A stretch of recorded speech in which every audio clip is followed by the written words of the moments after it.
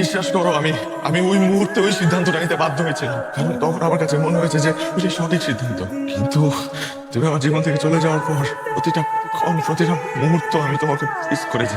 আমি রিয়েলাইজ করেছি আমি কতটা ভালোবাসি তোমাকে। আমি অনেক বড় একটা ভুল করেছি, আমি স্বীকার করছি আমি ভুল করেছি। এখন আমার কাছে মনে হচ্ছে সেই ভুলটা আজকে আমার জীবনে আশীর্বাদ হয়ে আসছে। নাহলে তুমি বিয়ের শাড়ি পরে আমার সামনে দাঁড়িয়ে থাকবে, কিন্তু ওর বিয়ে হওয়ার কথা, ও অন্য একটা মানুষের হয়ে যায় কথা। আমি সেই মুহূর্তে দেখো, আমি আমি তোমাকে একবার হারিয়েছি, কিন্তু আজকে যখন আবারও তোমাকে আমি ফিরে পেলাম, আমি তোমাকে কথা দিচ্ছি আমি আর কখনো তোমাকে হারাতে দেবো না।